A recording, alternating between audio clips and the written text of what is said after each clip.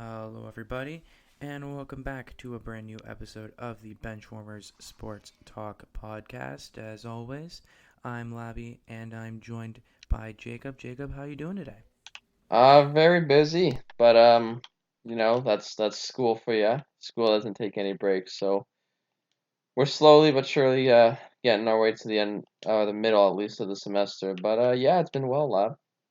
Yeah, that's great to hear. Hope everyone who's listening is doing well as well, and a lot to talk about in the world of sports. And we will try to uh, talk about as much as we can in the world of sports this week, or I guess over the last few weeks. But unfortunately, there's just been one story that's dominated the news cycle in the world of sports over the last couple of days, and we do feel like we have to address the situation. And I feel like if we were to just do a normal podcast and kind of ignore that, then I don't think that that would be the correct message that should be sent around not just the hockey world, but the sports world as well. And that is, of course, the Chicago Blackhawks independent investigation surrounding the claims that they covered up sexual abuse within the organization finally got released.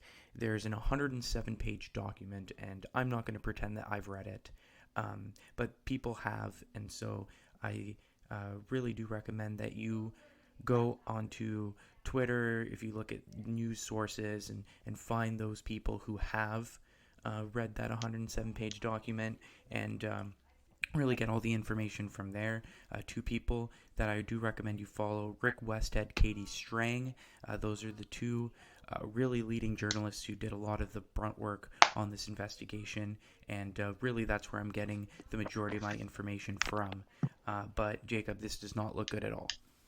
I've read some of it, and it's pretty horrific to know that this got like swept under the rug for so long, and it's a terrible look on this franchise. It not only looks bad, but it is bad.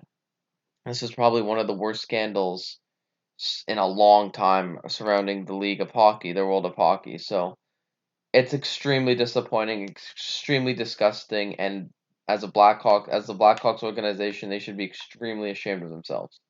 And they are, and Jerry Bettman is having a meeting today with Joel Quenneville. He'll have one with Kevin Cheveldayoff eventually too.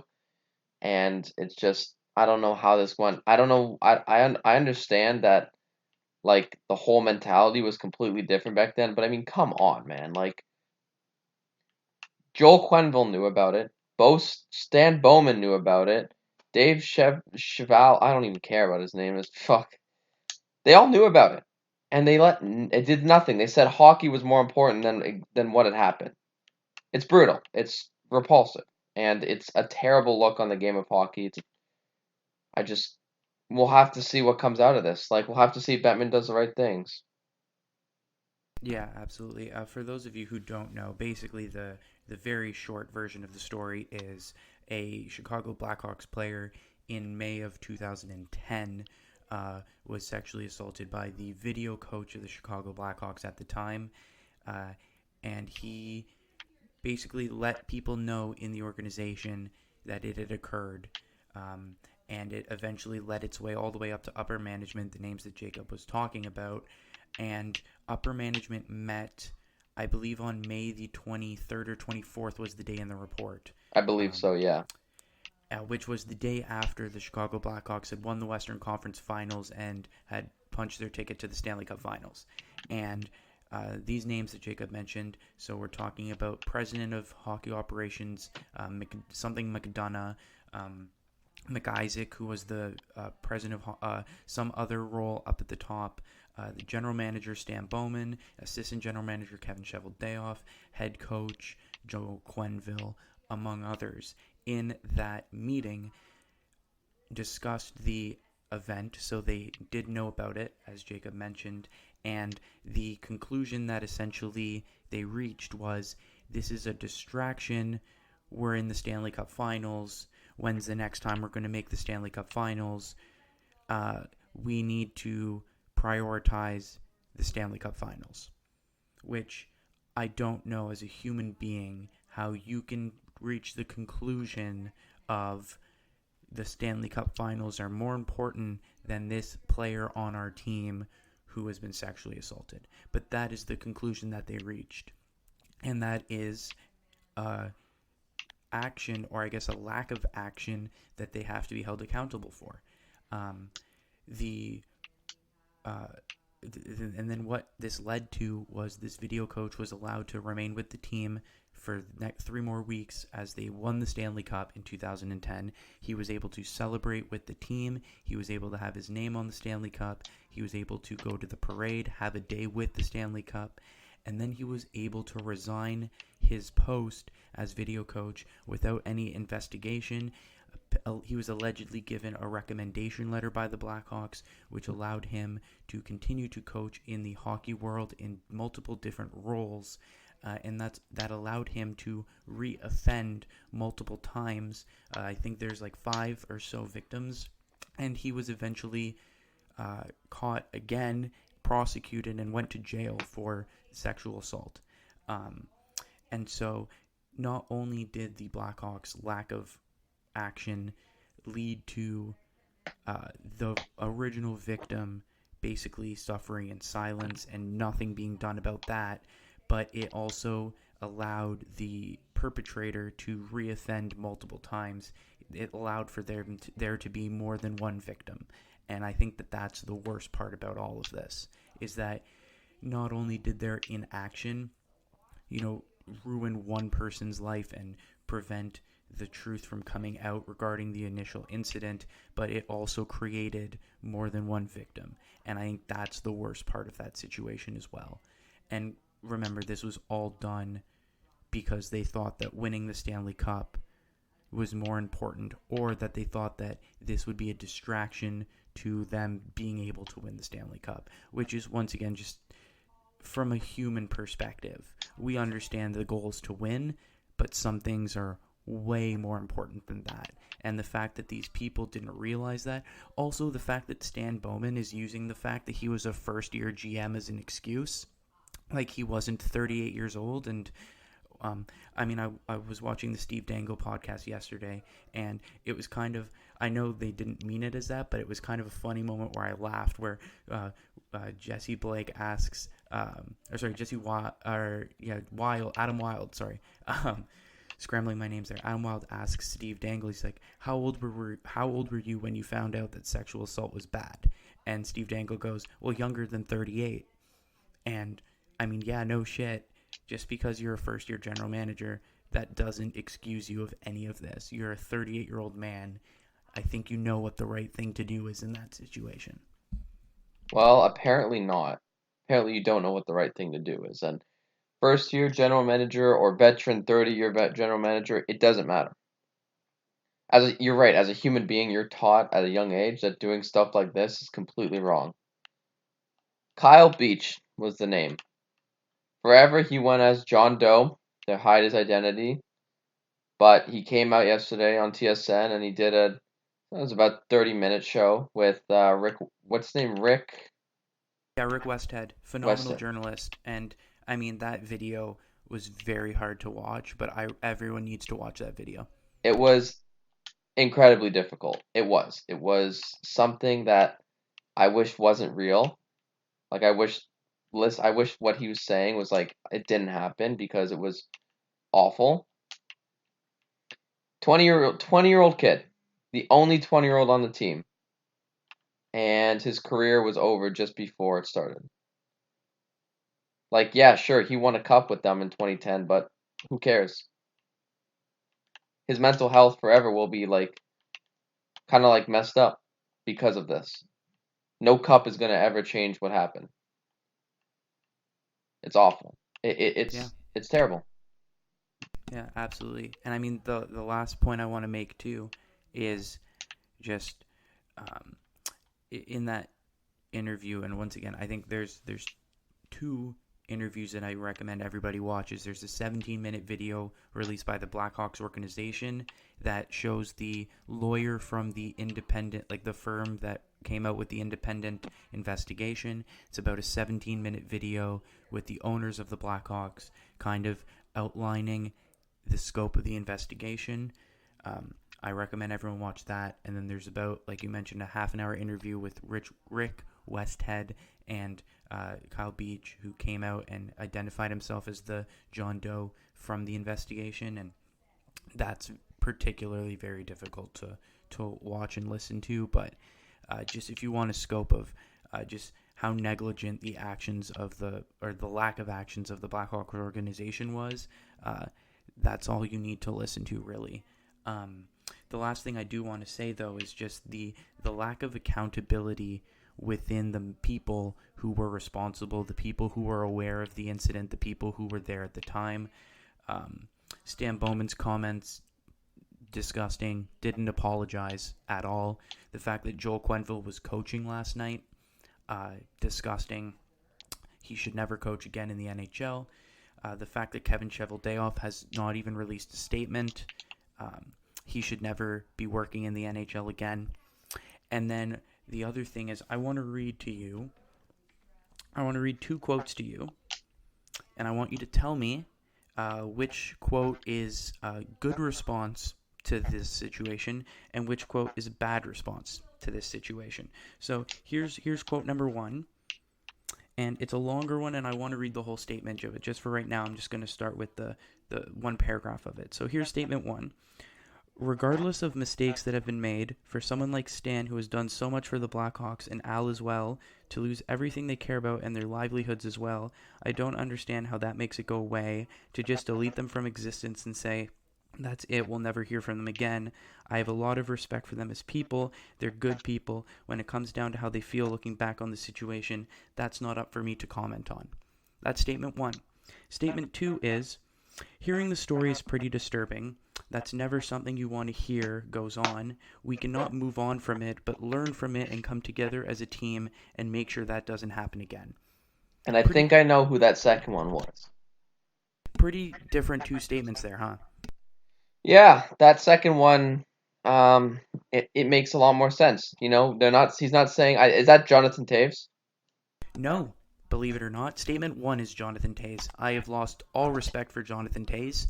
Fuck Jonathan Toews. He's not a captain. He's not a leader that everyone has been. He was statement number one. Who's statement number two? Statement number two is 23-year-old Alex DeBrincat. Wow. He was 12 years old in 2010 and had no affiliation with the Blackhawks organization at that time. Alex DeBrincat, eh? My respect for him is through the roof on that one. Exactly. We're talking about a 23-year-old kid who was not a part of this team at the time, who knew nothing about this. But just because he now wears a Chicago Blackhawks jersey, he felt like he had to make a statement, and he made a proper statement. He apologized. He didn't reduce the weight of the situation, and he was able to recognize that something like this has a huge impact on everybody. Jonathan Toews, who's the captain of the team, who was the captain of the team back in 2010, didn't apologize pretty much and kind of said, well, Stan's such a nice guy. I can't believe he would do something like this, and I know he wouldn't do it again if it was today. That's not the statement that people want to hear. That's not the right statement. Yep, exactly. And so I want to read the full statement from Jonathan Toews just because, to me, it was shocking that the captain of the team in 2010, the captain of the team today, he knew about this. He admitted he found out about it in the training camp the next year, so training camp 2011. It also goes with saying that the player, Kyle Beach, the player, was basically bullied by teammates after the fact. Well, he was still with the organization. So it goes without saying that a lot of the members of the team knew about this. So like Patrick Kane, Jonathan Toews, Duncan Keith, all of these guys completely lost respect for them because those were the leaders of the team and they allowed that bullying to happen as well, which just worsened the situation. But here's the whole quote from Jonathan Toews, and I feel like I have to read it to point out just the lack of leadership that he has shown, especially because Jonathan Toews has been a guy who's built a reputation for being a leader and a captain and having these leadership skills and being the best captain in the NHL. And I think this proves that all of that was just bullshit. So here's the direct statement. Quote, "To me, Stan and Al make any argument you want. They're not directly complicit in the activities that happened. That's a lie. They're directly complicit. I'm not sure he understands what the word complicit means. Um, it's not up to me to comment on whether they'd like to deal with it differently or not. You're the captain of the team. Yes, it is up to you. Um, I just know them as people, and I've had a relationship and friendship with them for a long time as being a part of the Blackhawks family. People like Alan Stan have made coming to the Blackhawks for players around the league who come here to play on this team one of the special places to play hockey. I'm sure the multiple victims who are part of the Chicago Blackhawks organization would disagree with that statement there, Jonathan. To me, I have a ton of respect for them as people. Not sure how you can still have that. How the situation went down, what the timeline was, what they knew, I can't really comment on that. It's obviously a tough day." Then he continues, "It puts things in perspective. When you're chasing your dream of winning a Stanley Cup, it becomes the only thing. As they say, winning is everything, and it just consumes your whole world. It's a special memory in a lot of ways, but when there's something like this that tarnishes it, it makes you realize there's a lot more to life than hockey in so many ways. This is an unfortunate situation. Winning the Stanley Cup that year is besides the point. Whether we won it or not, do we wish this would have been dealt with differently in some ways? Probably. Not definitely, not yes, probably." Very strong wording there from Mr. Jonathan Toews. "We wish we could have taken it back and it never happened and young players never had to deal with a situation like that. Absolutely, it's just tough all around. It's tough to say." That's one of the worst quotes that I've ever heard from a captain of a team, especially one who's supposed to have, as I mentioned, he's supposed to be this great captain. And for him to talk about how winning is everything and, everyone's pursuit of the Stanley Cup just consumes them. He's part of the problem. It was the exact problem that led to this situation occurring. So to mention that to me is even more disgusting. So that makes it seem like he was one of the people who would bully him. That's Yeah, what absolutely. that's what I get from that is he didn't care. He wanted to win. Well, and here's the thing. He was the captain. Toews and Keith were wearing the assistant captain at the time. The reports the reports can't confirm that that all the players knew, but the reports do confirm that certain players were bullying him at the time. So it goes without saying, if you're the captain of your team and a player is being bullied surrounding a sexual assault that took place, and there's only two options. Either you know about it and you're allowing it to happen, which is disgusting, or you don't know about it, which is just shows that you're a terrible captain, because how the hell do you not know what's going on within your own team's locker room? So either way, he's either the worst captain I've ever seen, because how does he not know what's going on with his team, or he's just a terrible human being and captain because he allowed for this environment to exist within the team.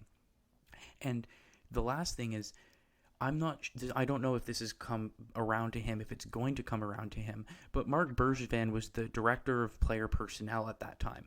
And I think this is the same point it goes for him, because he either knew about it and allowed it to happen, which is a bad look, or he didn't know about it. In that case, he's the worst director of player personnel that I've ever seen in my life, because you're literally supposed to know what the player, you're supposed to be with the players. See, the reason why I don't think he knew, and I genuinely don't want to back any of these guys up, but I genuinely don't think he knew because he wasn't A, part of that meeting, and B, if no one's going to talk about what happened, how's he going to know? That's all I'm saying.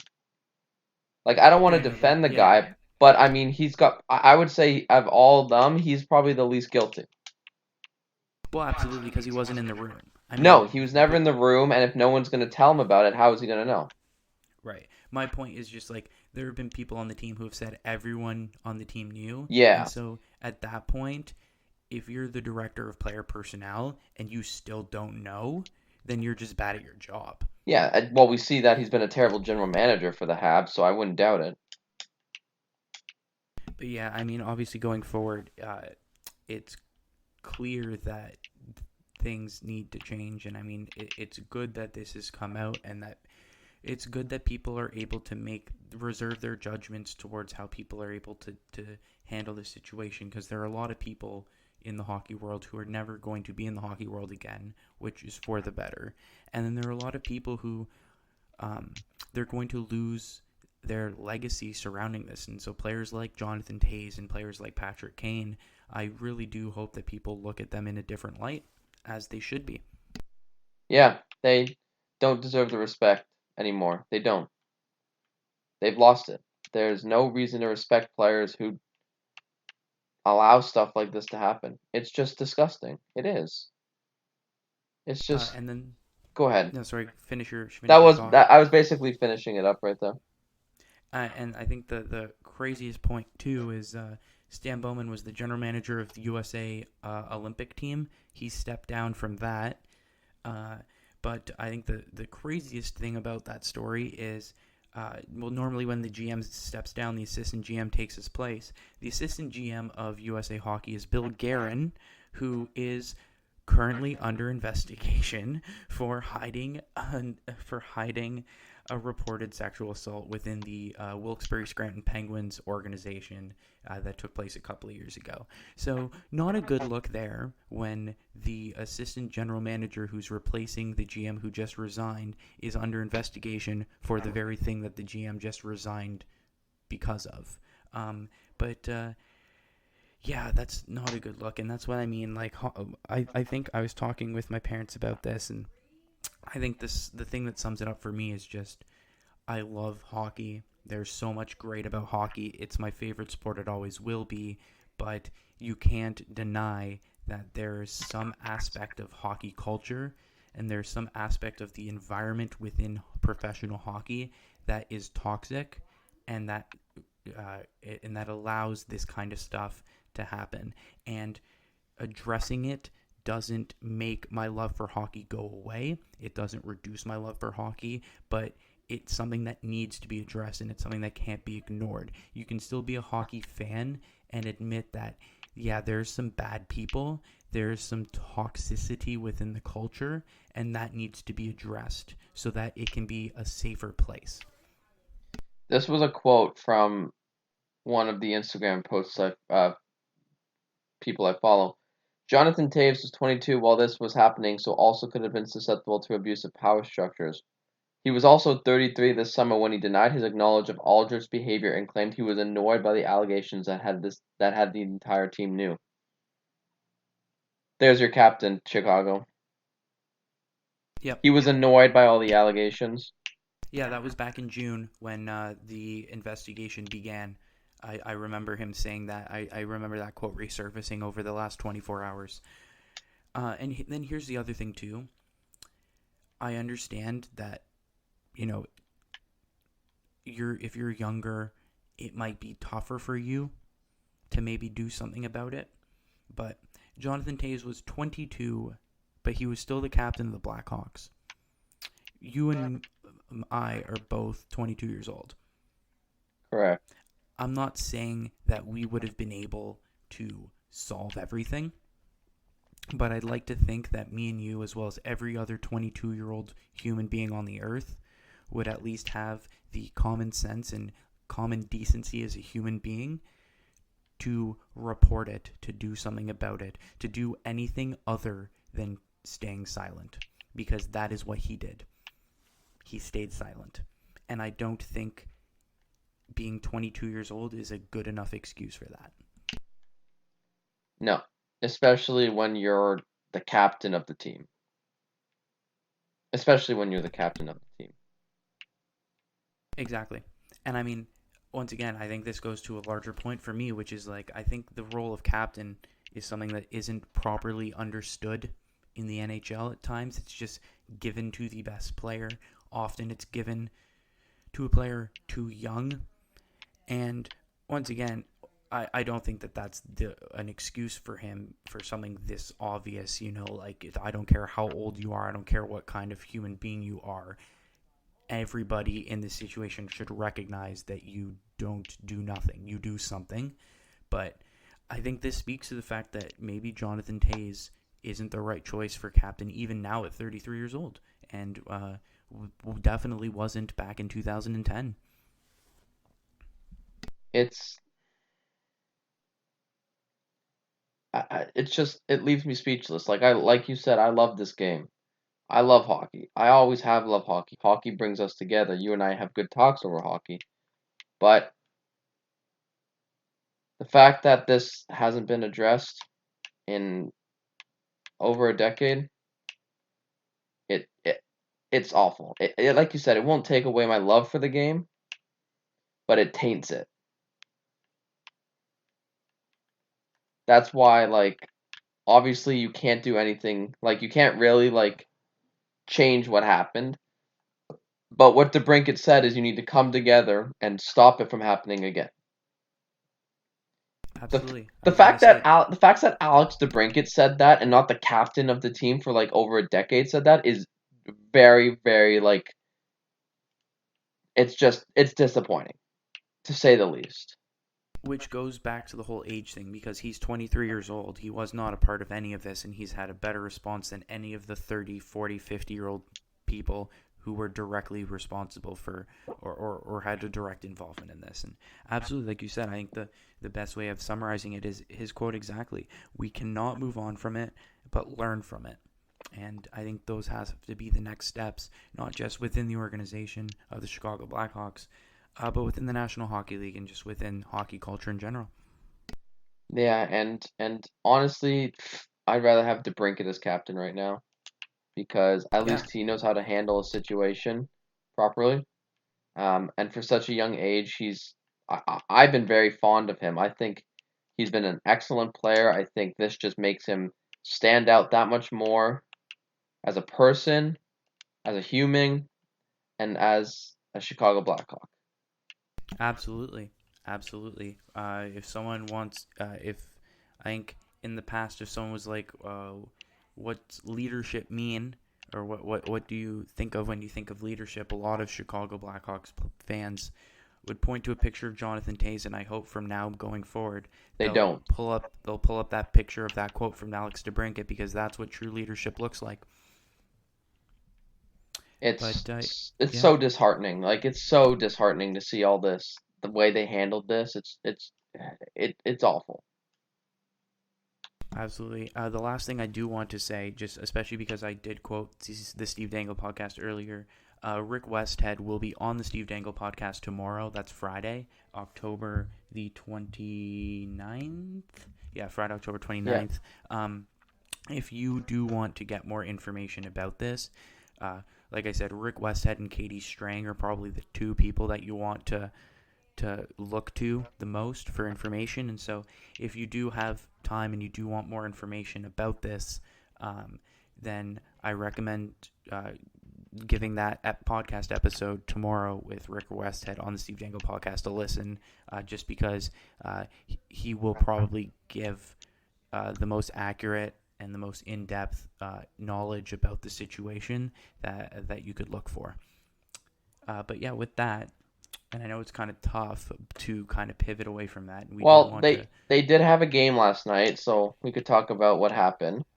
Um, exactly. I was gonna say, it's tough to kind of pivot away and kind of go back to the lighthearted, positive aspects of sports, but we did feel it was necessary to lead the episode off with that and kind of give it the depth and importance that it deserves.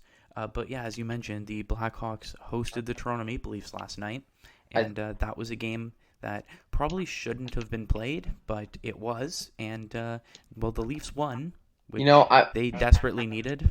I think for the first time, everyone united with the Leafs, like ever. Like everyone in the hockey world wanted Toronto to win, Yeah, and I saw a couple of tweets being like, "This is the only time I've been happy that the Leafs have won a game." it didn't start off with the Leafs like way. It obviously they didn't win like they weren't winning early on, so it wasn't a good start for Toronto. But especially in a game like this, it's how you finish. And I think the Leafs played with a lot of heart. I think they had a lot of like pressure on them to say the least. But I think Nylander said it perfectly. He said once we stopped feeling sorry for ourselves, we just started playing, and look what happens when you stop feeling sorry for yourself and you actually play up to those contracts. Yeah, well, like the Leafs desperately needed that win. They were on a 4-game losing streak, including a 7-1 loss to the Pittsburgh Penguins, yep. short-handed Pittsburgh Penguins. Um, yeah, so the Leafs desperately needed that one. And you've been watching all the Leafs games. Yep. I only watched the game against the Penguins, which was probably their worst performance. So I'm sure they're better than that, and they have been better than that. I don't want to judge the Toronto Maple Leafs on their worst performance of the season by a mile. Are you confident in this Leafs team going forward? The way that they've started for the first, I think, 9 games into the season now, 8 games into the season Eight now. game, yeah.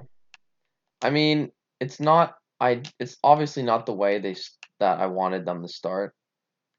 But I am confident this team will still make some noise in the playoffs. I still think that they have, a lot of potential. I just think that a big problem of this Leafs team is right now is Mitch Marner. He's only got 2 points in the entire season so far, and they're both assists. He hasn't scored yet. So it's obviously not ideal to see one of your highest paying players, not only on the team, but in the league, not performing. But I think that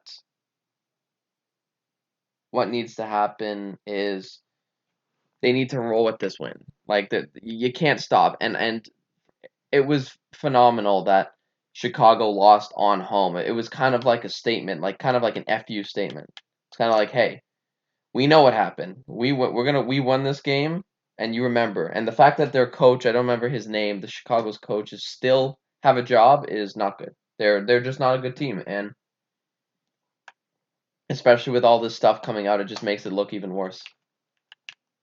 So you're right, the Leafs needed that win. They did. And the fact that they got it last night in the way they got it, I mean, I will agree with you in the sense that it shouldn't have been played, but I think the fact that it was important. Not necessarily for Toronto, but for Chicago fans, because it was kind of like everyone knows about it. When they came on the warm-ups, did you know the reaction? No, I imagine there were boos. No, it was silent. Not a single cheer, not a single boo. It was just silence in the stadium when Chicago came out onto the ice. Yeah, that's probably a better reaction. Yeah, it's probably the appropriate reaction there. Yeah. It shows that Chicago fans know what's up. They know what their team did. They know they're not proud of it. They're disappointed and they're embarrassed, and they're embarrassed of the team. Yeah. Um. So going forward here, just looking at hockey in general, I want to ask you about, since the Leafs, I guess, are kind of struggling, but I guess you're not hitting the panic button just yet. So I kind of want to go around the league, look at a couple of teams who are maybe doing well, a couple of teams who aren't doing well, and just kind of ask you, for the teams that are doing well, is this for real? And for the teams that are struggling, are you hitting the panic button just yet? Although, remember, it is worth noting that we are 5 to 8 games into an 82-game season. But I guess we'll start with the Florida Panthers, because they're 7-0, but Yeah, they might be losing their head coach any day that's now. exactly what I was gonna say. Is I don't know if that's gonna last because they are losing their head. They're probably gonna lose their head coach Joe Quenneville, because of what happened years ago. But I think they're for real. I think Sergei Bobrovsky has been ridiculous. He's been exactly what they need to be, and I think that Sam Bennett and Huberdeau and Barkov and Ekblad, like they're all playing to their full potential, and look what happens. And I think they're just I don't I see Florida probably gonna I still think Tampa will win the division, but I just think Florida will go further in the playoffs. I just think Florida is like really good this year. Yeah, I mean, I picked Florida winning the division at the top of the season, at the start of the season. Um, and I mean, look, here's the thing: Quenville better be out. This is a huge moment for the NHL. Not Cool. to bring So it my, back my to my everything, question but my question to you is, Lab, yep. where do we go from here if Quenneville has a job at the end of the day. Well, exactly. That's my point. Bettman has a huge decision to make because remember the number one problem with this, like with the story that unfolded, is that the Chicago Blackhawks organization, the Chicago Blackhawks upper management, chose to prioritize the performance in the Stanley Cup Finals over a human being's life. If Gary Bettman and the NHL allows Joel Quenneville to keep his job as the head coach of the Florida Panthers, he is prioritizing success in a difficult hockey market over a human being's life, over more important things.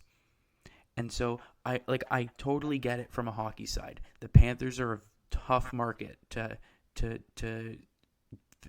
get support. They're 7-0, and I don't think they're. I still think they're not even selling out. No, they're not selling out yet. It's a hard hockey market. It's hard to have success. It's hard to build growth in that market. Being 7-0 helps, but that's not important in this situation at all. At all. He needs to go, and if he's allowed to stay, then this shows that the hockey world has learned nothing. So I sincerely hope that he's gone, because if he isn't, then that's just damning evidence that hockey has not moved forward since 2010 regarding any of this. And here's the other thing is, like, look, Joel Quenneville is a good hockey coach. I'm sure that he has some kind of influence over this Panthers team. But this Panthers team is 7-0, and they have a plus 18 goal differential in those 7 games. That's not all coming from the coach. This team is talented. They have talent everywhere, and they're playing well. I don't think that Huberdeau and Barkov and Ekblad and Bobrovsky are just suddenly going to fall off a cliff just because the head coach is gone. I think people are vastly giving him too much credit for the success of this team. If they get a new coach, they will still be good. They will still be able to win the division. They will still be able to go on a deep Stanley Cup run. They'll still be able to be Stanley Cup contenders. Losing Joel Quenneville, sure, it's a change. Sure, it might have some negative effect, but it's not going to change the fact that I still think this is the best team in that division. I won't disagree with you because they've proven it so far. 7 games in, they're one of the only teams. I think they're the only team remain undefeated, unless Carolina. There's a few more. There are 2 more teams who are undefeated, which we'll get to real quickly. In Carolina at 5-0 and St. Louis at 5-0. Okay, St. Louis. That's an interesting one. But yeah, I think I agree. I think Florida's for real. I think they have a very good. They have a good opportunity here. Obviously, we'll see what happens at the end of the day with Joel Quenneville, but yeah, I think I wouldn't go against saying that Florida has an opportunity to win this division, but I'm still gonna keep my judgment to Tampa because I still think they'll figure it out somehow. Well, of course, and I'm going to say that goes to the next point, which is the Tampa Bay Lightning are 3-3-1. But I mean, once again, I think the fact that they're 500 and people are like, "What's going on?" shows that they're going to be fine. I don't think we have to talk too much about it. They're a very good hockey team. They're going to be fine. Listen, all the teams that are expected to make the playoffs are having struggling starts. It's not how you start, man. It's how you finish. So the Leafs infamously have been known for a terrible October, but they have a super strong November. So we'll just have to keep watching for those big teams. Yeah, so then let's get into the 2 other undefeated teams, the Carolina Hurricanes and the St. Louis Blues. The Carolina Hurricanes don't surprise me. I think they're a really good team. I mean, they're only 5-0. I'm not sure who they've played, if they've played really talented teams or if they haven't. I know they have a win against the Leafs. They have also beaten, let me just pull it up quickly, Columbus, Montreal, Nashville, and the Islanders. So I'm not really sold on that. Those are 3 easier wins against Columbus, Nashville, and Montreal. They beat a Toronto team that was really struggling, and then they beat a New York Islanders team as their home opener in front of their home crowd. So, look, I think the Carolina Hurricanes are a good team. I think we both picked them to make the playoffs, get out of that Metro division. But I don't think that they're going to kind of run away with this division and that they're this some like powerhouse kind of team. But they are starting really well. They play Boston tonight. Boston's a team that's really been struggling. I think they win again tonight, but I mean they'll make the playoffs. But I'm not going to sit here and act like the Carolina Hurricanes are somehow the best team in the league.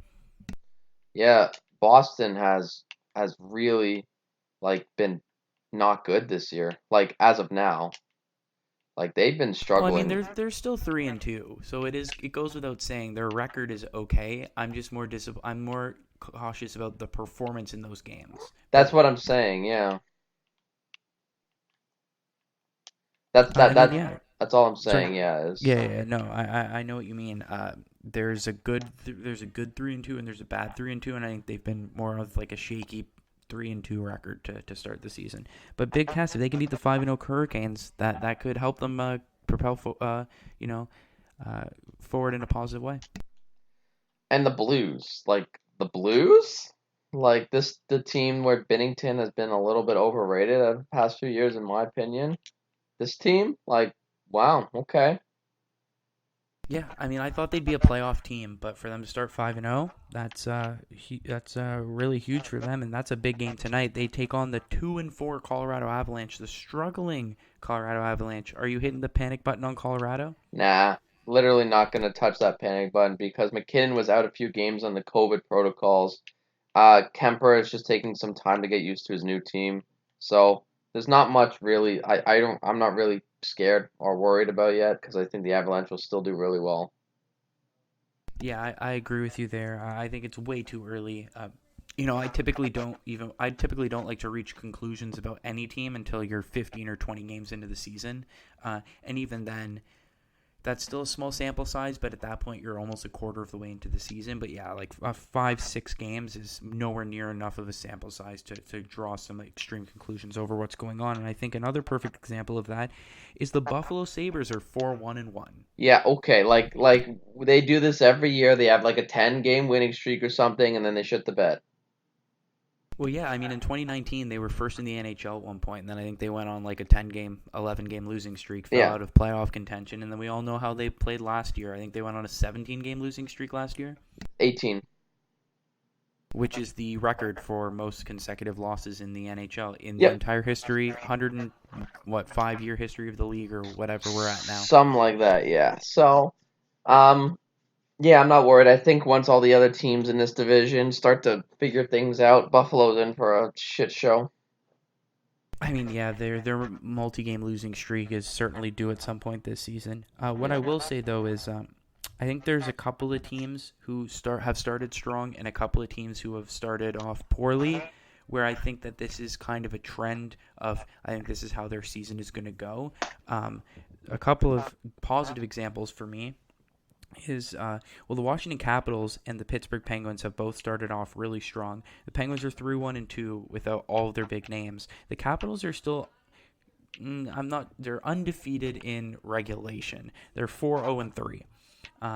And I think this shows that both of those teams every year, no matter how much you want to count them out, they always find a way to continue to be in the playoff hunt, continue to make the playoffs, continue to make noise in that division. You just can't get rid of Crosby's Penguins and Ovechkin's Capitals.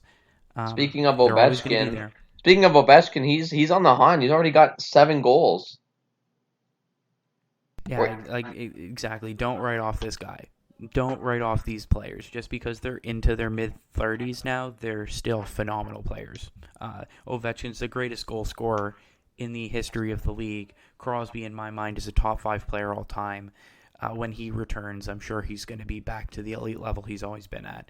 I don't understand why people continue to write off these players. Like, I am a Penguins fan, so I'm not going to sit here kind of pumping Ovechkin's tires or pumping the Washington Capitals tires, but like, but yeah, seriously, like it's hard to deny it.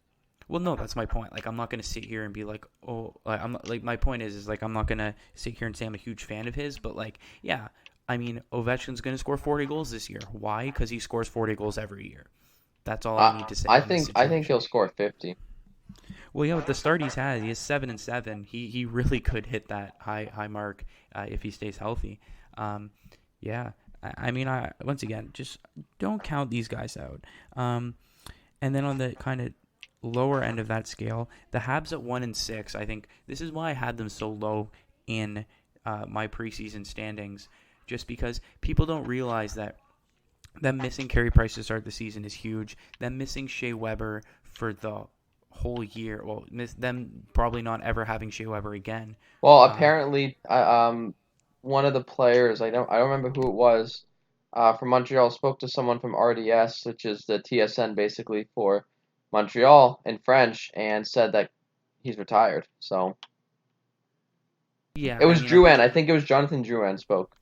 nice. Yeah, no, I think it was pretty clear that the injuries he's facing, like he's pretty much never going to be able to play again, which sucks. But like, and then also Philip Deneau, which I mean, everyone knows if you listen to this podcast how huge a Philip Deneau fan I am. The Habs are missing like so many important elements of what got them to the Stanley Cup final. And also you have to remember that this was a team that was on like a points pace last year that probably wouldn't make the playoffs this year. Um, so I'm not shocked at all that they're really struggling. Maybe 1-6 is even worse than I would have expected from them. I think they'll get a few more wins. They'll kind of pick it up a little bit, but yeah, I'm not too surprised at all. I kind of expected this from Montreal. And then Detroit's 4-2-1, which I think is a bit it's a more positive start than I ever thought. And I highlighted those rookies, man. Lucas Raymond and oh my god, why am I blanking on the other guy's name? But the two rookies that they have in Detroit have been absolutely killing it. One of them just scored his first career hat trick the other night. They're doing real good there in Detroit. Once again, I don't think this is sustainable for them. They're sitting third in the division. I don't think they'll make the playoffs, but I think we both predicted that Detroit would take a huge step forward, and we're seeing that. Well, we look at what Yzerman did in Tampa Bay with a team that had so many struggles for so long. So honestly, I think Steve Yzerman is one of the best general managers in the league. Um, and yeah, I think Detroit, like if they keep playing like this, man, that's a playoff team right there. Like that's a fringe playoff team right there if they keep playing like this the entire season. That's just the only thing is can they play like this the entire season? Yeah. Lucas Raymond has 8 points to start the season. Moritz Seider, who's a defenseman, has 6 points to start the season. And if I just pull up his stats, okay, he's a -2. But, I mean, considering he's a rookie defenseman for the Detroit Red Wings, I'm sure a lot of people would have assumed he'd be a lot worse than a -2 to start the year. So, yeah, it's good to see that the young players who the Red Wings are going to be leaning on for many years to come have started off really strong. And then the last team that I wanted to talk about... Oh, yeah, the Arizona Coyotes, who everyone knew would be tanking. They're 0-5-1, and I think it's going to be a long season of them continuing to lose games as they hunt down the number one overall pick. Although it might be too late because reports are, well, their lease is up at the end of this year, so they're going to have to find a new place to play next year, and there have been more and more rumors coming out that that new place to play might not be in the Phoenix, Arizona area. It might be in Houston next year. Huh. Oh shit! So that means Houston might actually get a team. Yep, they might get a hockey team, which, I mean, another team in Texas on the surface doesn't sound like it But you're fits gonna with have the hockey, Battle of Texas though. Like that's but and I was going to say, you know what? Dallas has a very strong hockey market. They have, like, Dallas has legitimate fans. They get seats into that building, and there's a pretty decent Dallas Stars fan base down there in Texas. They like their hockey down there, and they've shown that they can support a team in well. Dallas. Look at what's happening in Seattle. They're selling out games like crazy. Like playing in the crack house. We're gonna call it for now. Um, it's tough. Like you saw that Montreal game and Seattle was just all over them and like Seattle could be a fringe playoff team in that division. They just got to be able to figure out, Grubauer's got to stay healthy, that's all. Yeah, they really could. I mean, I think people kind of looked at that Seattle market as being a more traditional hockey market, but yeah, it's great to see the huge support. And I mean, Houston, people don't realize that Houston, I think Houston is the city in the United States with the largest population that doesn't have a hockey Hockey team. team. Yeah. Um, that I might be Atlanta might actually have a better. It's either Houston or Atlanta, but it's definitely one of the two biggest cities in the United States that doesn't have a pro hockey team. And I think it's been well documented that Atlanta, just for whatever reason, cannot support a professional hockey team, having lost two teams over the years. And yeah, like you mentioned, there's a natural rivalry there with the Dallas Stars. There's the population to support it. I think the Dallas Stars have shown that you can support a hockey team in Texas. I think it's weird to have, well, like 3 hockey teams in California, 2 hockey teams in Texas. But hey, if they're relocating from Arizona, I don't think a hockey team in the desert made any sense, and it makes more sense to have it in a place like Houston. So, as far as I'm concerned, any team that relocates should relocate to Quebec City. But I think if that's not possible, I don't see why Houston can't be given a chance to support an NHL franchise moving forward. Well, I never thought Arizona deserved um, I mean, in 2012, when Mike Smith and that franchise went all the way to the Western Conference Finals, that was phenomenal. Like, that was a fun story to watch. But then after that, nothing. So, if they were able maybe to keep some of that consistency for them, then they'd be able to keep their team. But Yeah, that's probably their only successful year on ice and off ice, because that's probably the only year where they really had a consistent attendance in what they've been in the desert there for, 25 years or so. I think the Jets moved there in 94, 95, something like that. yeah, I think Um, so. so, yeah. Speaking of Houston, transitions, There the you go, World Labi. Series. Yeah, Good the shit, World lad. Series is going on between the Houston Astros and the Atlanta Braves, a.k.a. everybody outside of the Houston area is cheering for the Atlanta Braves this World Series. Except Delaware. Delaware, there's like a map, and Delaware's cheering for Houston. So not sure what the beef is there between Atlanta and Delaware, but whatever. A.k.a. the 3 people who live in Delaware probably moved there from Houston. Um, but yeah, before we talk about the World Series in general, let's just talk about kind of how these teams got there. Um, The Atlanta Braves took out the LA Dodgers. And yeah, the Dodgers were missing a lot of key pieces, particularly in their starting rotation. I think they were down pretty much every single pitcher who they started the season with. But, I mean, the Dodgers were still probably the favorites to win the World Series this year, and they took them out, and they looked pretty damn good doing so. Meanwhile, on the other side, the Houston Astros beat the Boston Red Sox. I'm kind of surprised the Red Sox even made it that far, taking out the Yankees in the wild card game, then the Rays. They were the one team. We talked about it. The Yankees, the Red Sox, the Blue Jays, and the Rays, 4 very strong teams all in that division. Only one team was going to get out of there, and ended up being the Red Sox. It ended up not mattering as the Houston Astros make it all the way to the World Series. And look, here's the thing. I think everyone realizes that this Houston Astros team is extremely talented. And yes, the cheating scandal is still going to weigh over them. And yeah, the cheating scandal definitely helped them win that World Series and have that success. But like, people don't realize that this is a team. Like, yeah, I hate Jose Altuve. I think that the way he handled everything is terrible. It seems like he was the person who was the most directly involved in the cheating, with the whole like buzzer thing taped to his chest and all that type of stuff. But like, also, you can't deny that the dude's a great baseball player. Like, as much as I hate that fact, he's a good baseball player. This Houston Astros team has a lot of talent. They can legitimately win this World Series like without having to cheat. And I honestly think they're favorites to do so because of the talent that they have on their team.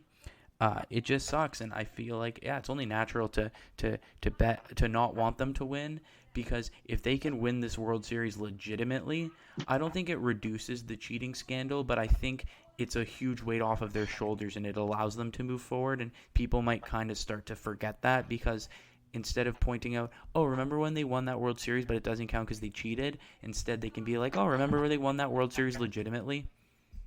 Yeah, remember when we actually won that World Series? You're right, and I think Houston this year has been like phenomenal to say the least. Altuve, and it's hard to go against them. It's hard to go against these guys for a team that everyone thought was, obviously the whole cheating scandal is a huge problem, but they've seem to have been able to get over it, and they're making worth of what they have. Yeah, on the other hand, the Atlanta Braves, I mean, the fact that they're here is incredible considering they're missing their best player in oh my Morton, god, why do I keep blanking on his name? Ronald Acuna Jr. also missing Morton now, And I because was going to say Charlie Morton pitched 16 pitches, I think it was, on a broken leg. yeah. And I'm talking he was throwing 96-mile-an-hour fastballs on a broken leg. That dude has all of my respect. What a fucking warrior to Well, pitch 16 pitches on a broken leg. we talk about it in every professional sport. Is this is the biggest tournament ever? Like this is the biggest trophy in their profession. So you're gonna do whatever you can to keep playing, and if that means throwing 16 pitches on a broken leg, that means you've got to do it. So, like you said, mad respect to him for being able to do that. Absolutely. And that took place in game one, a game in which the Braves won. So, I mean, hey, whatever, like you said, whatever gets you there. I mean, of course, whatever gets you there in terms of like on-field performance, not hiding stuff off the field, Chicago Blackhawks. But yeah, I mean, just a huge effort there from a guy who's putting it all out on the line. Then the Astros, they take game two, but I think Atlanta, to get a split in Houston, is a huge win for them, because they go back now for 3 straight games in Atlanta, and I think the goal for the Atlanta Braves is if they can take 2 of 3 at home, that gives them a 3-2 series lead, and they just got to win 1 in Houston, and they're world champions. Because I don't think it's reasonable to say we're going to sweep all 3 of these games at home and win the World Series. I think your aim has to be take 2 of 3 because they've shown that they can win in Houston already, and they just got to do it again. But I mean, this Braves team, man, they just keep finding a way, and I really want them to win it, especially for Freddie Freeman. Like, that's a guy who's been there forever on that team, and it would just be great to see him win with that team. I mean, not only that, but like they're playing the best baseball I've ever seen in Atlanta, and so like um, I would love, I would personally love to see Atlanta win it, because I feel like the Hawks have a good chance this year in basketball, and I think that there's a lot of upside for Atlanta teams right now. So we'll have to see how they do. 3 games in Atlanta, like it's not impossible to sweep at home. It is very unlikely, but you never know. Anything can happen. All it takes is one bad play, and that could be the game, or that could even be the Absolutely. series. Yeah, absolutely. Um, the other thing I want to say is MLB or whoever's in charge of the broadcast, I'm calling you guys out. Because it's the World Series, they put all the players' kind of nationalities and stuff in the lineup card and kind of talk about all of that. And they have the American flag beside Freddie Freeman. And yeah, he was born in California, but both of his parents are from Ontario, and he's represented Canada internationally in baseball competitions, so he's Canadian. Put the Canadian flag up beside his name. When you represent, like, typically your nationality is the country, in sports at least, it's the country that you represent when you play internationally. He represented Canada internationally. He's Canadian. Put the Canadian flag up beside his name, MLB. I, Because I I I'm not, I'm literally not had... I'm not Oh, go sure how ahead. many of them are listening, but yeah, you're right. Yeah, well, like, because I saw the graphic and I saw the American flag beside. I'm like, hold up, he's Canadian, isn't he? And I had to like go back and double check, and it's like, yeah, he played in the World Baseball Classic for Canada, and if that doesn't make you Canadian, I don't know what does. Well, we gotta have like make him drink maple syrup for the rest of his life. Like, come on, that it kind of shows that I don't feel like Americans really like care about Canadians in baseball. I just think that kind of sums it up. Joey Votto was huge for a bit, then he kind of went cold. No one talked about him anymore, even though he was still doing mad, like crazy things, and in Cincinnati, a team that's kind of been meh. So I just don't think they care that much about Canadians in baseball, and it kind of sucks. The Braves also have another Canadian in Mike Soroka. He's unfortunately he ruptured his Achilles tendon, and so he is out for the rest of the season, or else he'd be pitching in this World Series for the Atlanta Braves. But I mean, hey, if the Braves win the World Series, he still is a part of that team, even though unfortunately he'll be injured while they have won it. And I mean, this just goes to show you they are missing, and obviously Acuna Jr. is a huge loss, but like they're also missing guys too. And now Charlie Morton's gone. They've been missing Mike Soroka, who last year I think he won Rookie of the Year last year, or he really came onto the scene and emerged as an elite pitcher. He's also Canadian, so I mean, I feel like everyone's cheering against the Astros already because of the whole cheating scandal. But if you're a Canadian baseball fan, I mean, the Braves have 1.5 Canadians, I guess, if you want to get technical with Freddie Freeman. But they have some Canadian players on that team, and that's just all the more reason to cheer for them. And because everyone hates Houston, but yes, Yes, you're of course. absolutely. That is definitely reason number one. I just want to like hammer that point down as everyone except if you're from Houston hates Houston with a genuine passion. Yeah, absolutely. And so with that, with our tremendous baseball knowledge, I will ask you, Jacob, who is going to win the World Series? It's gonna be the Atlanta Braves. No, I think it'll be Houston. I do think it'll be Houston. I want Atlanta to win. I think Houston is missing less injury is it has less injuries. I think they have more like on paper talent.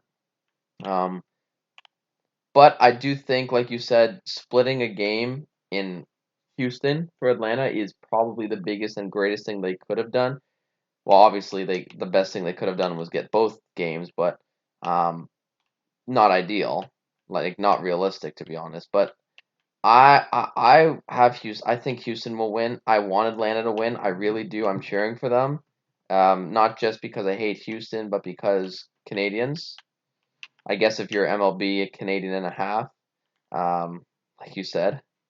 So I would really love to see Atlanta win it. I really think they deserve it. Like you said, Acuna Jr. He's out, but he's been unreal for them this entire season. So that's who I think will win compared to who I want to win. Yeah, no, I definitely agree with you there. Also, if you're a Blue Jays fan, Alex Anthopoulos, who Yep. constructed those Blue Jays playoff teams of 2015 and 2016, has constructed this Braves team of 2021. So there's another reason, if you're specifically a Toronto Blue Jays fan, that you might have a soft spot there for the Atlanta Braves. Always love seeing Alex Anthopoulos, achieve success because, I thought the Blue Jays got rid of him kind of unceremoniously. Maybe should have stuck him around. Well, I mean, Atkins and Shapiro have done a good job in Toronto kind of rebuilding into a contender. I definitely think that Anthopoulos probably should have been given that chance himself. Yeah, the thing with baseball is like their 2-3-2 like system for home and away games. You know what? To be honest, I think I like it better than the 2-2-1-1-1 that that basketball and hockey have. And I mean the strategy there, it's very simple. If you're the home team for game 1 and game 2, you try to win both your home games, take a 2-0 series lead, then you just got to win one of the next 3 away, and you're 1 win away, and you have 2 home games to try to get it done. If you're the away team like Atlanta is, if you get that split if you get that split away, you go back home for 3 games. You win all 3 of them. You win the series. You take 2 of 3. You're 1 win away. You just got to sneak out 1 more away win, and that's kind of where we are in that situation. So I definitely agree with you. I think at the start of the series, I would have been leaning Houston. I think the fact that Atlanta got the split definitely improves their chances. I think the question to me is, can Atlanta win 2 of 3 at home and then win another one in Houston? And I think that is still asking a lot. But I'm going to take Atlanta in 7 because why not? But I definitely think Houston's probably still in the driver's seat. I think Game 3 is going to be huge because if Houston wins Game 3, then there's just so much pressure on Atlanta to have to win their next 2 home games. Game 3 is going to be, I think, the real turning point in this series. Yeah, I don't doubt you, man. Like I think Game 3 will be make or break for a team. Like I think it'll be the game. Like maybe even the series, depending on what happens. But then again, like we say, like just because a team wins doesn't mean they actually like won. Maybe something else just happened, right? Like it all comes down to just what happens in the game that got you there, and how can we how can we figure that out? How can that get affected for the next game? Yeah, absolutely.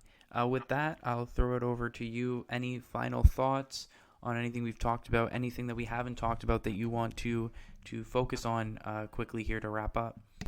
I think we've covered everything that we needed to talk about. We had a good conversation on the Blackhawks. I think as more stuff comes out, we'll figure out what's going to happen with this team, and maybe some players and some people won't be in the organization for much longer. Yeah, for sure. I mean, that's definitely the hope. Um, I think in the next episode we'll be able to focus more on kind of what's been going on in say the NFL, for example. We'll probably get back to talking about that as we kind of reach the midway point in that season. Kind of The Cardinals are playing the Packers tonight, and they're undefeated still. Like they're still undefeated. That's going to be a great game of football because I think if any team has a chance to take them out, it's the Packers. Do you know if they're playing in Arizona or if they're at I believe Lambeau? it's in Arizona. Yeah. Okay, that definitely helps the Cardinals because I'm going to say I know they're 7-0, but going into Lambeau, I'm always leaning Aaron Rodgers. Um, but yeah, But it's like 7-0 for this team. Like of all teams to be undefeated, like was this the team you were expecting? no. I mean, I think I've been very critical of Kyler Murray. And once again, I think last time we talked about the NFL, I was like, I've been critical of him, and I need to, apologize to him because he's really delivered, and I think he's continuing to deliver. Yeah, I had questions about this team. I had questions about Kyler Murray's ability to lead a Super Bowl contending team, and I had questions about whether the defense under a coach in Cliff Kingsbury, who is very, very offensive focused and doesn't necessarily. He's not known for his defense, let's just say. Those were kind of two big question marks that I had. And I mean, the defense has been great. Kyler Murray's playing at MVP level, and when the two big question marks have been two of your biggest strengths, that's probably going to lead to a lot of success. And I think that's definitely part of the reason why they're 7-0. I mean, I have Christian Kirk in fantasy. He's been really killing it for me. Well, a big problem is they've lost J.J. Watt for the rest of the season with shoulder injury, so that's gonna be a big problem. Yeah, we'll have to see how they respond to that. But yeah, I mean, definitely next episode we'll be able to focus a little bit more on some NFL stuff, and then also kind of in the world of soccer, we'll be able to focus a little bit more on that. We're getting close to the November international break. It'll give us a chance to talk a little bit more about the World Cup qualifiers. I know we weren't able to do a proper debrief of the October games just because, NHL season preview, now all of this Blackhawks kind of stuff, but it'll give us an opportunity to talk more about kind of what's going on with the World Cup. But until then, some other huge news. I mean, Newcastle got taken over by Saudi Arabia pretty much. So they are now the richest team in the world.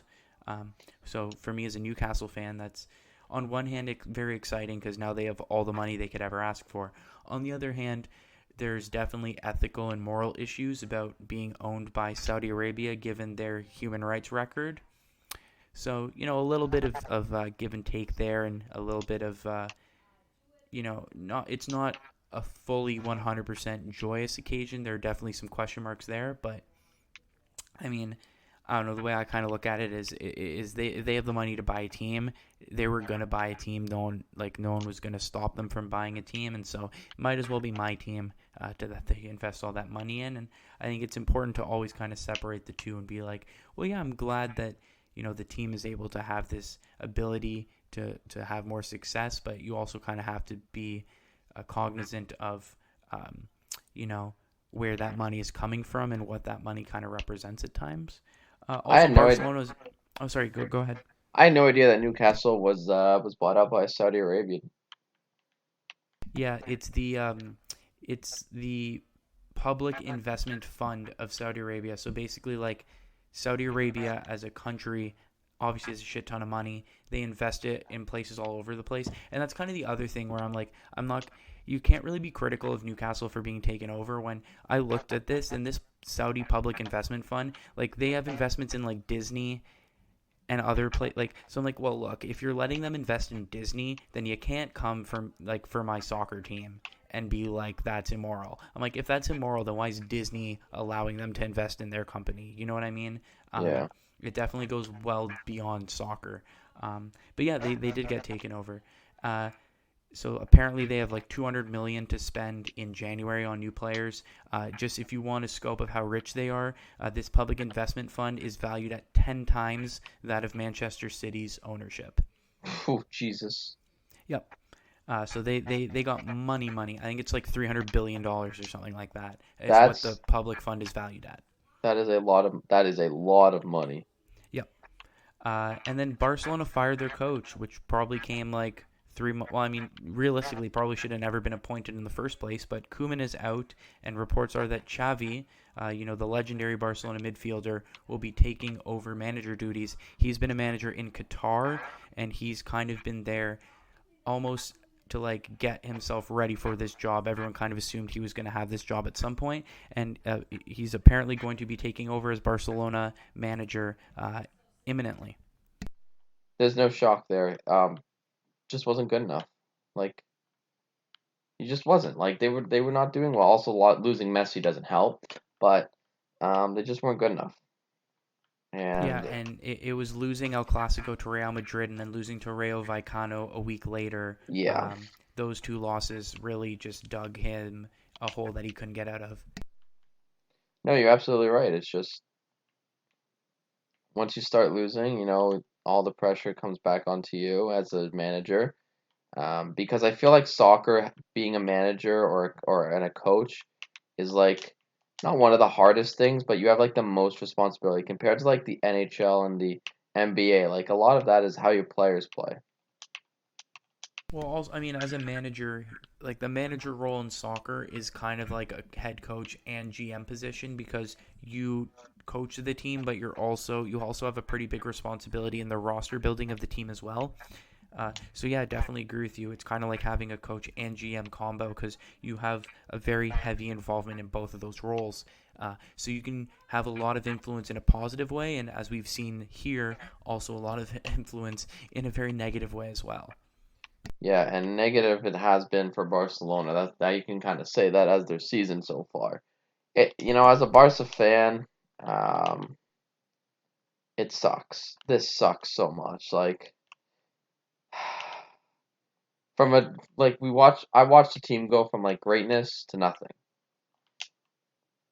And that's just a story of how dynasties go, You're gonna obviously go from a really good team to really bad because players get traded, players get old, it's just the way it goes. And so it's happening now. And Barca needs to go kind of in like a rebuild, in my opinion.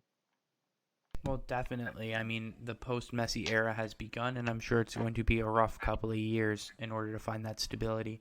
And then, yeah, the MLS season is also coming to a close, and we'll have the playoffs coming up. And unfortunately, we will have Toronto FC will not be involved. In fact, we're not even entirely sure if any of the three Canadian MLS teams will be involved in the playoffs. But Did you see the goal last night in Vancouver?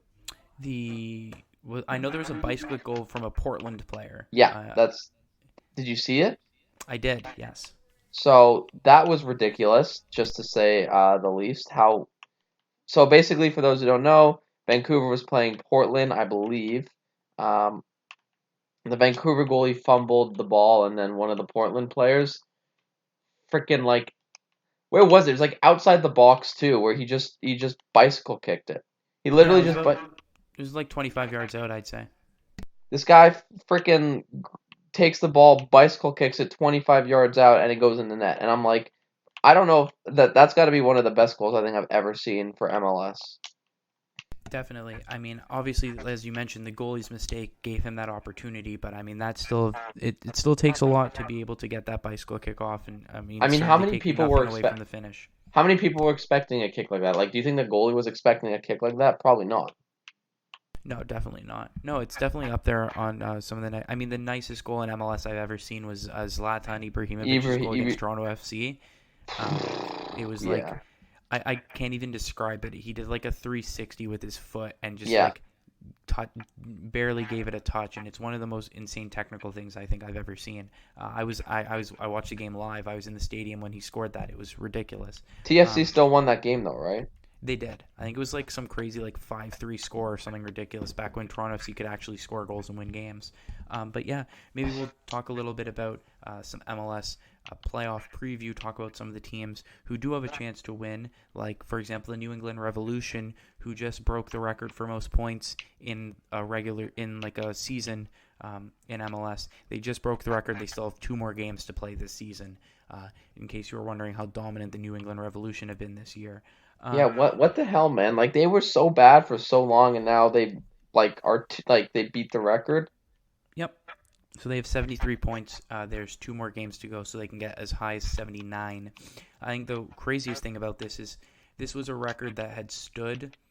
I think like the previous record was the LA Galaxy back in like the 90s, and then TFC broke the record in 2017 with their season, and since then I think it's been broken every single year but one.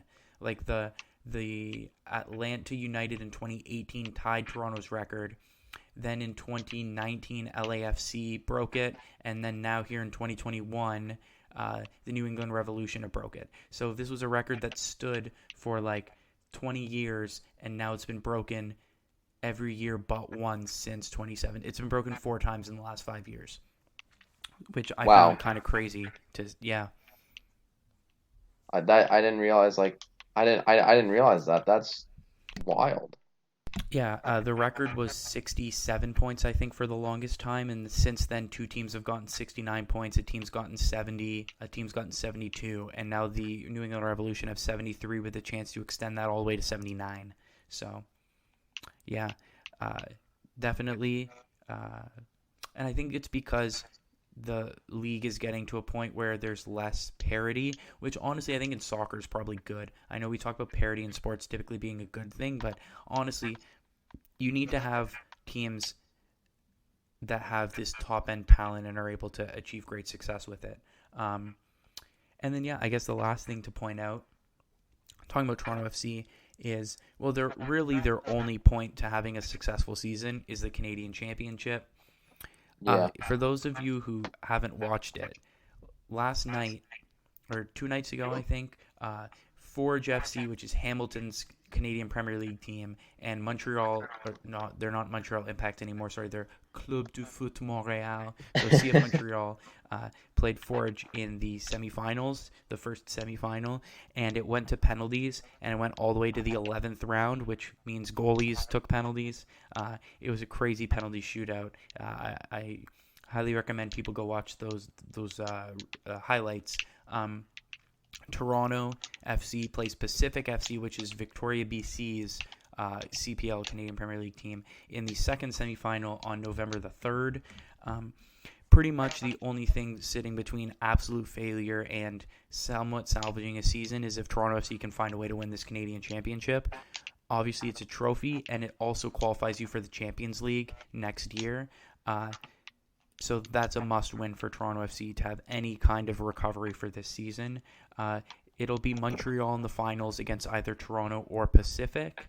And, I mean, both for Montreal and Toronto, it's kind of you got to win this in order to kind of recover your season. Yeah, you're not wrong there, and I think that's a perfect way to wrap up. Is Toronto really needs to win this game? Yeah, and once again, we'll be focusing a lot more on some other sports like football, soccer, all of that next week. But until then, this has been another episode of the Benchwarmers Sports Talk podcast. On behalf of myself and Jacob, thank you very much for listening, and we'll be back next week. But until then, goodbye.